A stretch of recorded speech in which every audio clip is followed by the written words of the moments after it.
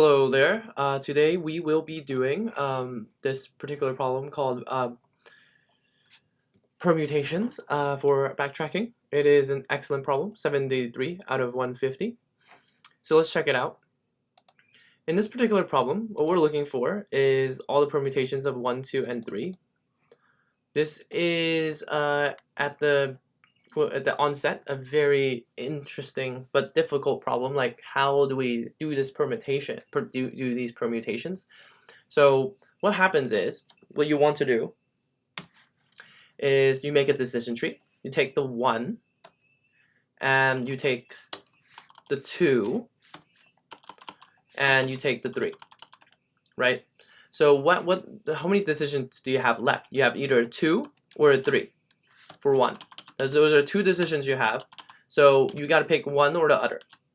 Once you pick the one or the other, then you're left with 3 and 2. So those are all the decisions that are possible. Same here. So you pick the 2, now you have the option of 1 or 3. So if you pick 1, you have the option of 3, and if you pick 3, you have the option of 1. Same here, 1 and 2. And you pick the option of, let's say, 1 and 2, and then you only have other options 2. And then if you pick 2, and you have the only option left is 1. So that is how we can look at this problem using a decision tree. So to replicate this in code, what we're doing here is that we need to row through the numbers. What do we mean by rowing through the numbers? That means we're going to row the numbers up until this endpoint, and then we are going to end up here in this particular stack of recursion. And we're going to complete this by, so we're going to recurse through lose the first number. Then we're going to try and recurse and lose the second number. Then once we have the last number, that's our base case. And what we're going to do here is send it back and combine it with this particular number. And we send this out and combine it with this particular number. And now we have one permutation here, which is this one here. And we send these out, right, as you can see. And we come back with these permutations. This is 1 and 3 and 3 and 1. And we send these out, and we get 2 and 1 and 1 and 2, right? And now we have this combination, these 3, and we're going to take these 3 and throw them back onto these permutations here, and add n, which is the item that we lost earlier, and add them back in. So let's see how that looks like in code. So let's set our results equals a, this is something that we'll be returning. And let's get to our base case. So base case is if length of nums is equal to 1. We're gonna return nums. Then for I in range of the length of nums.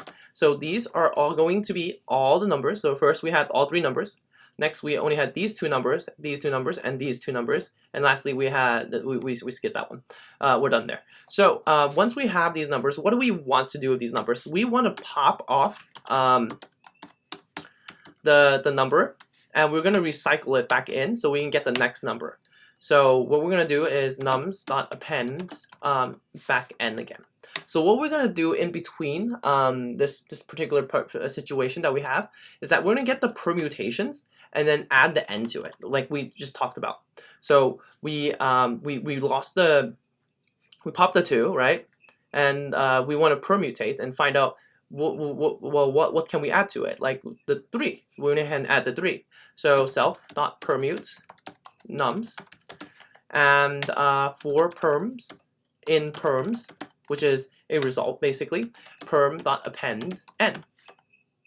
As you can see here, 2 appends 3, and what happens with that? We're gonna result.extend the perms.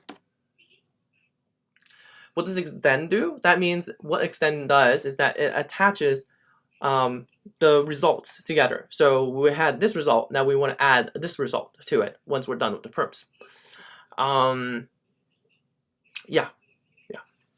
Okay, so once that happens, we go through another loop and we do it again. So any case, we don't actually need this I here. It is actually superfluous, but that is actually all the code. Can you believe it? Let's run through it. So now that we append the n, right, back to our options, we're gonna take the 3 this time. We pop the 3 off, and we're left with the 2, and then we get the 2, and we do the permutations. We add at the end 2 to 2, 3, and we extend it, and we have this particular item here. And repeat this for 2, and now we're at 2 because now that 1's back, and then we pop 2, and then we pop 3. We do the same things for 2, and then we end up with these 3 items, and we extend them all into one result, which we pass back here. Then what we're gonna do here after getting the permutations is that we're gonna add 1 to these permutations, extend. Then we do 2, and then we extend, and then 3, and then we extend, and then we come up with this item here, and that's it. That's the result. So let's check it out. Let's run it.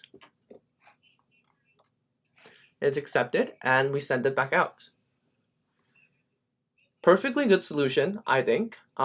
This is a good solution that was suggested by Neetcode. Very good explanation about decision trees and how to solve these types of problems. Excellent video. I think you should definitely watch it. I just give a different take on my perspective of how this works in my brain, and hopefully it helps you. And what we learned today was that using decision trees and using this rolling method of rolling numbers in and out of a particular array, and using backtracking of how are we backtracking is that we are creating permutes of every item and pulling those back together after going into these cycles until we get to the base case and pulling them back together. So how would you come up with this during the interview? That's what I would like to know, because like, yeah, great. I watched the video of Neetcode doing it. He probably learned it from somewhere as well. How am I going to figure this out? Recognize this pattern and use the rolling pattern of rolling through these items and attaching items and sending the result back. It seems difficult to me at this current stage to me to be able to do this. So I think we can just start off, like, let's say we talk about decision trees, we talk about like how we can do it.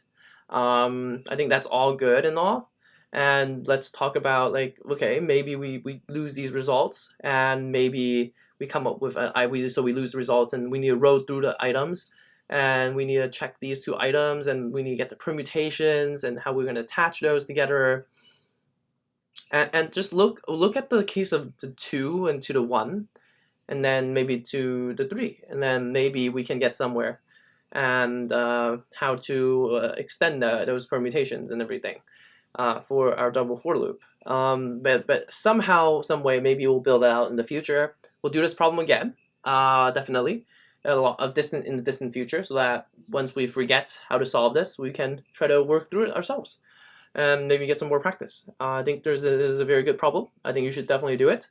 If you enjoyed this video, like and subscribe. If you want more, check the link in the description below. Thank you very much, and I'll see you in the next one.